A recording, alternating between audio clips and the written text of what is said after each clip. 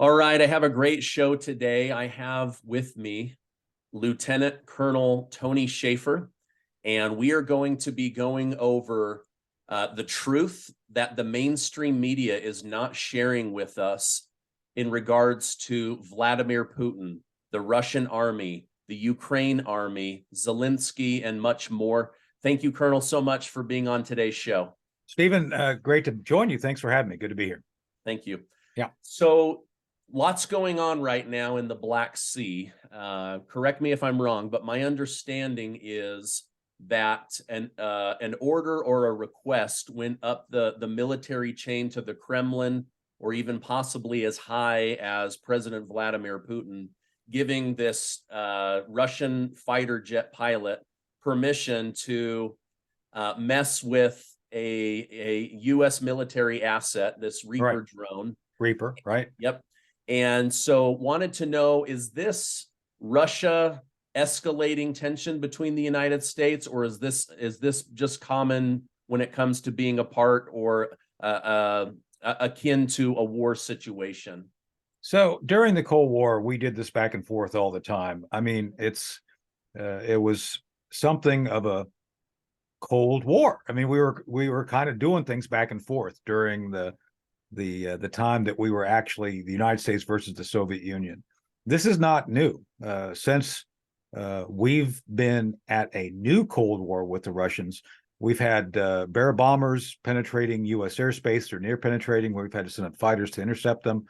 We've had any number of Russian fighters antagonizing U.S. ships in the North Sea, and we're talking about buzzing the ships very closely, very dangerously.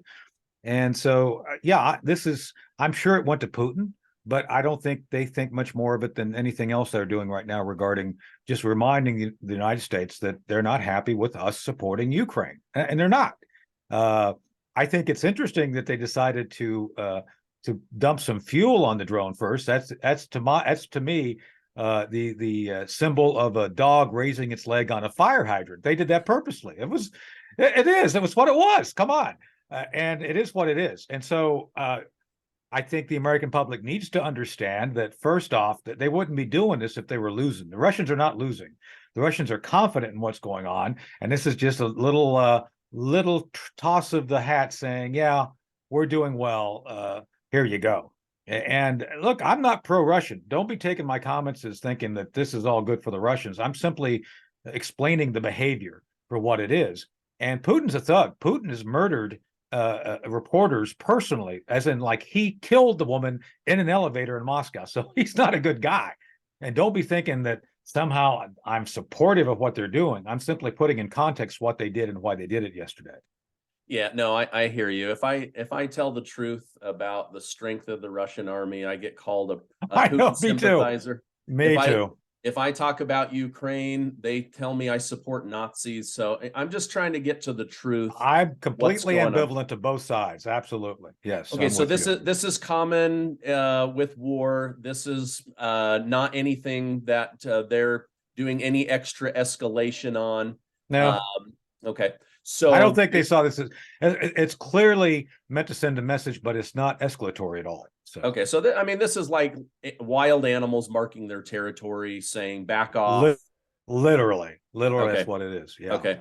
Now here's where it gets a little bit scary. Is this morning Senator Lindsay Graham of South Carolina went on the news and said that we need to take this very serious. This is a threat against the U.S. military, and that we need to start shooting down Putin's warplanes in international waters in order to send a clear signal to the Kremlin that the United States is dominant in this war. What are your thoughts on that? So Lindsay's a neocon, and I'm not a neocon, and the neocons, like he and others, are always trying to get us into a shooting war. His comments are insane, literally insane. No rational person would start saying that we need to shoot down Russian airplanes in international airspace and be able to keep a straight face. That is literally escalatory and would get us into a real shooting war with Russia. One which, by the way, Stephen, we're not ready to take on. And let me qualify my comment first. We've depleted our global stocks of all material that we need for a war against Russia by giving it to Ukraine, by the USIS, SI, I'm trying to think of the name, the Strategic Institute for International Studies, SI. I always get their acronym wrong, but they've done a study recently that said it's going to take us years to reacquire the needed stocks of weaponry to be prepared to fight a near peer. So we're not ready. Secondly, okay, Lindsay, we get into a war, then what? What are we going to do? What's the objectives for it? And this is the other thing I always get upset with politicians over. They want to get us involved militarily and then have no idea what the end game's supposed to be. That's not the way we're supposed to fight. Sun Tzu has a saying, I used it on Judge Napolitano's show yesterday: tactics without strategy is the noise before defeat. So Lindsay is talking about a tactic without any understanding of strategy. Clearly, he should have spent more time actually studying strategy than law, since he was a military JAG. Just saying, military lawyers aren't the best for strategy. They're great at saying no, or apparently getting us into war without understanding what does that mean. Tony Zinni, who is not a conservative, once instructed me, told me a story how he used to get called into the office. Tony Zinni was commander of Central Command under Bill Clinton, and he would always get called in. He told me the story once how there would be disagreements on something, and I think there were 6 events where Clinton wanted Zinni to do something and Zinni didn't want to do it. So sure enough, they basically Zinni would have to fly up on his airplane, go see the president, and they talk. And Clinton would say, "Can you do this militarily?" It's like, yeah, I can do that militarily. And then what? What are you going to do after that? What's the plan? Because that's always where things come unravel. So Lindsey Graham, again, being fastidious at best, idiotic at worst, is saying something that he has no understanding of the consequences of what of the policy he's trying to put forth. That's how dangerous it is. So I'm sorry if my answer offended anyone in your audience, but that's the truth. Yeah, no, that's why I have different people with different backgrounds on. It's because, again, I'm just trying to get to the truth here. Now, I'm sure that you're familiar with Scott Ritter, former UN weapons I am. inspector. I don't know Scott, but I know who he is. Yes. Okay. And I know that you know who Colonel Douglas Macgregor is. I'd love, Doug and I agree on most things about 80% of the time. I love Doug. Okay. So I respect him immensely by the fact well, I don't always agree with what he says. I know his intellectual rigor is immense, and that he's put a great deal of thought into it. And I pay great attention to what he says. Great. So both of them believe that this battle that's going on in Bakhmut is really important for both sides. Ukraine to symbolically show that they can hold this area and block the Russian Federation army from making their way further west. Right. On the same token, on the Russian side, now there's so much media attention for the Wagner group and the Russian Federation army to take down this area is big. What are your thoughts on the importance of this battle? So I think everybody needs to take a step back and remember how the battle was portrayed. About 6 months ago, this was a meeting engagement where the Ukrainians were going to win. That was the big thing. Oh, yes, we're all set to win. And they haven't, and they're not. Because when you just simply look at the number of forces involved, the Russians have an order of magnitude forces more available. I mean, this is simply a numbers game, and I'm appalled by the media types in the West and politicians like Lindsey Graham ignoring the facts for what they are. They cheerlead for the Ukrainians, and I don't think that's helpful. That's not helpful to the Ukrainians. It's not helpful to the American public to understand what's going on. Bakhmut was never going to be an enduring victory for Ukraine. And the reason I'm saying that is because they don't have the numbers. A handful of Leopard tanks would show up on the battlefield. A handful of hand-me-downs from the EU and NATO does not make a cohesive, effective battle force that can take on Russian armies. I mean, we're talking about literally daily artillery duels that see 30,000 rounds shot from Russia and maybe 2,000 to 3,000 in return from Ukraine.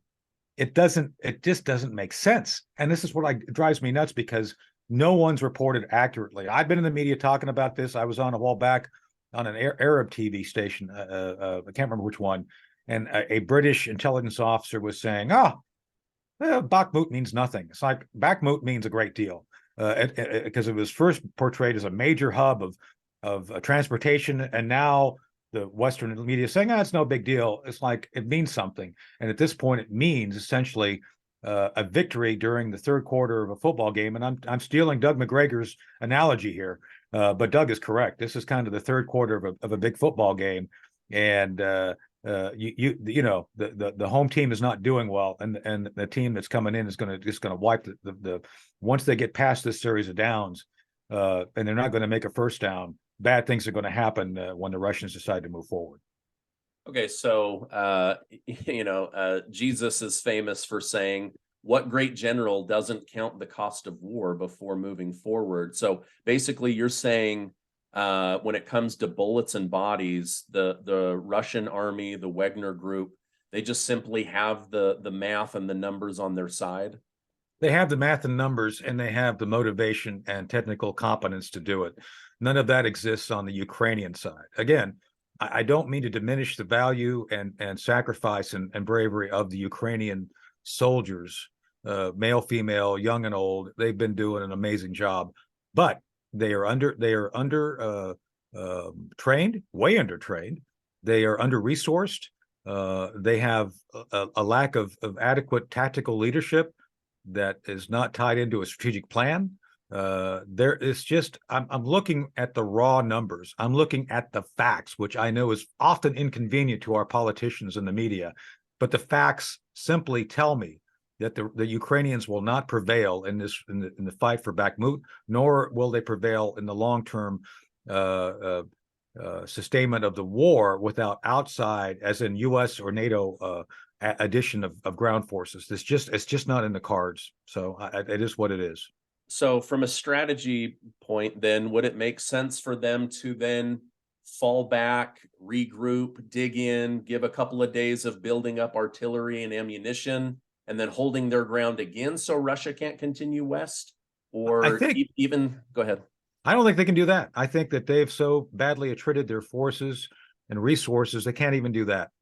Because right now, Zelenskyy continues to throw, uselessly, I might add, forces into the cauldron at Bakhmut. So those forces which could actually be used for a fallback and second line don't exist. I think once they are done at Bakhmut, once the Russians are done attriting the Ukrainian forces, it's Katie bar the door. They've got a free run to the Dnieper River.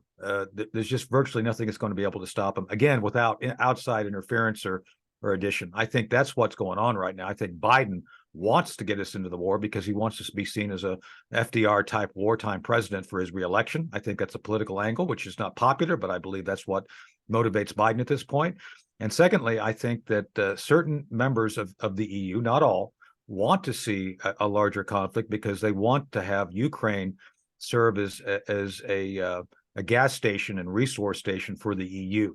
And that's, to me, this is where Doug Macgregor and I break down and separate on our assessment. I think this is all about resources. This is all about resources for the EU. That's why EU is so devoted and wanting to have Zelenskyy fight this battle. They want the gas, oil, and rare earths that are contained in EU.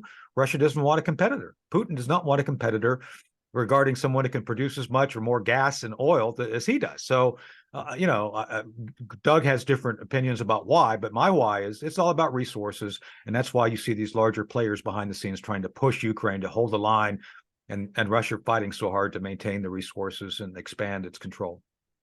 Yeah, he told me off camera, offline, that a lot of this has to do with countries' interests. Of course.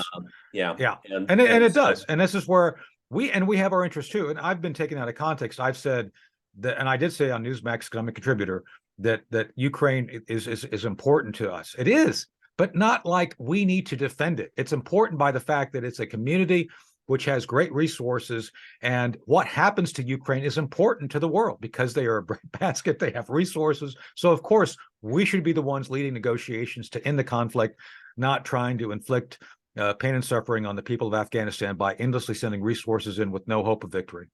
Yeah. Well, that seems to be kind of the common theme. So let me pick up on that with my next question. So you had Sure. mentioned um, Biden wanting to be seen as a great wartime president. Do you think there's any part of this that he's just doing his best and this was heaped on him just like 9/11 was heaped on George Bush? Or is part of this to raise his popularity around the world and in the country as he goes into Right. what will most likely be a 2024 reelection campaign? Let me answer that in two parts. First, the Joe Biden, I've testified before Joe Biden. The Joe Biden that I testified before and knew does not exist. I don't know what is going on with the man in the White House.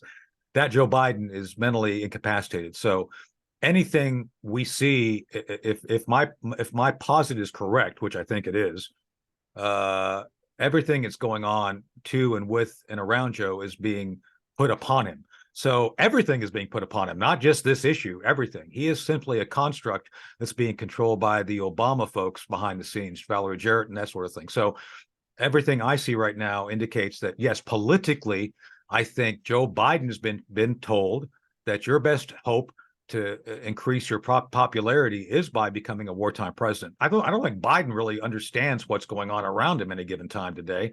I think he's told what to do when he's told to do it. He's not really a president, but those around him who are controlling him do see the potential of him becoming a wartime president, an FDR type president, as something that would benefit his campaign. So I hope that was a clarified answer regarding how I see it. Yeah. Okay. So I found you because of the Judging Freedom podcast. Right. And on there, Judge Andrew Napolitano has had two high up former CIA operatives on. He has. Yeah. Yes, he And has. both of them said whether Republican or Democrat, the CIA will feed the information the CIA wants to a sitting president. And so, could it be possible that just like with inflation and the conditions here in the US economy, that President Biden is being fed false information that we are in fact winning, that Ukraine has a chance at winning? Is he maybe being fed a narrative even as a sitting president? I'll go one step further to say yes, and so is probably DOD. We probably don't have time to go through the intricacies of the intelligence community, but both DOD and CIA feed information to the president. And in this case, I think both streams are saying the same thing, that we're winning. And I know how the CIA intelligence system works because I'm a CIA trained military case officer. I've been embedded with CIA. I actually ran an operation that was briefed when Jim Woolsey was director of CIA. One of my operations was briefed to President Clinton. I was number 4 of the top 5. I was running it. It was completely black. It was off the books. We didn't acknowledge it. It was an Army operation hidden within CIA channels. So I know how the system works. And I know from my experience, Stephen, that CIA will always brief what CIA believes is in CIA's interest. It has nothing to do with the truth. It has nothing to do with national security. CIA has become an entity upon it, unto itself, that answers only to itself. And CIA is going to do what it thinks it needs to do to sustain itself. So if they believe CIA, it's like an entity. It's they have a series of leaders who embrace this. If CIA believes it's in their interest to lie and tell the president what the president wants, they think the president wants to hear, they're going to do that. They do it often. And I would agree that accurately represented what's going on to the judge and to you. So. Wow. Okay. Thank you. Well, maybe on our next show, we'll go a little bit deeper into the intricacies, because I think people find this stuff pretty fascinating. Now, one last question. Sure. Scott Ritter mentioned that Zelenskyy is still alive and the acting president because Putin is allowing it. I know you've mentioned on other podcasts that your intel group, your research group, has somewhat been putting together a list of who you think could replace. Doing our best to put that list together. Yes, we're trying to figure it out. Do you think he's going to be taken out, or do you think he'll just be removed and replaced with someone that is more in line with NATO or takes a better defensive strategy? What are your thoughts on that? So I think it'll be someone who is if Zelensky's replaced, remember Zelensky's had a lot of problems with his own government. A lot of folks have been fired for corruption. I think Zelensky is as corrupt as any of them. In my judgment, Stephen, this is a war of oligarchs. It's the Ukrainian oligarchs versus the Russian oligarchs. They're cut out of the same cloth. They all come out of the Soviet Union. It's like, okay, come on. It's like a mess. It's a mess they made. It's their mess. We should stay out of it. With that said, we're in it. And I think Zelensky's carrying the water for a lot of interest, as you pointed out, as we talked about earlier in the interview. And those interests are what's really going to drive the train here. So the moment Zelensky is no longer seen as someone who can drive and sustain the train to maintain those interests, he's going to be replaced. It's going to be someone that's within the current sphere of his influence, I believe, someone who would have good relations with EU, someone who's a good communicator, and someone who can be essentially able to pick up where Zelensky lives off. Zelensky is going to be dumped as soon as his usefulness is done. I mean, he's a comedian, for God's sake. He's not a real, he's not like some guy that's going to be held up as a long-term pillar of success by the Ukrainians. He's an affectation. And I do believe that the Russians are happy to have him there because he's not that effective. Stephen, why would you kill an enemy? It's like Adolf Hitler. There was this big debate. I'm not comparing him to Adolf Hitler, just saying, just in case people get upset. Near the end of World War II, there was all this debate about what to do about Hitler. Well, by 43, 44, it's like, he's screwing up. Why would we want to interfere with him screwing up? I think Putin has the same attitude about Zelensky. It's like he's continuing to do things which actually enhance the potential for the Ukrainian loss. Why would we interfere with that? So I do agree with both that I think he will probably be replaced. And I think Putin's allowing him to live because Putin sees advantage of keeping him alive. So there you go. Okay, thank you. As we wrap up, will you tell my viewers about your Project Sentinel and then where they can hear more about you? So Project Sentinel, projectsentinel.net is essentially a think tank we're creating, which is supposed to be focused on constitutional governance. Imagine that. Trying to go back to the Madisonian style of governance, trying to make sure that our institutions actually function within the Constitution, don't violate people's liberty like they do every day, just saying. And then obviously I believe in a strong approach to national security that is constitutionally based, that Congress has a much greater role in oversight and approving military issues such as we're involved in now. I don't think, Stephen, the American people fully understand what's going on, nor the dangers we're facing as a nation. So I think that's something Project Sentinel is trying to highlight. Also, I have a new radio show on the America Out Loud network called The Hard Truth. The Hard Truth of Tony Shaffer. We take on some pretty darn hard issues. We've got we had Andy Biggs on first show the day that he indicted Mayorkas, or one of the filed the impeachment charges. Had some great shows with Adam Baldwin, the good Baldwin, Adam Baldwin, Mother Animal from Full Metal Jacket, talking about Second Amendment stuff. So it's not your average everyday radio show. I think people would enjoy it and learn a great deal about the things we're talking about and those are at Saturday and Sunday at 11 o'clock on the America Out Loud network. Okay, great. Thank you so much. Sure. Well, we've been privileged to have you. This is Lieutenant Colonel Tony Shaffer. Thank you so much for coming on today. Happy to be with you. Thank you.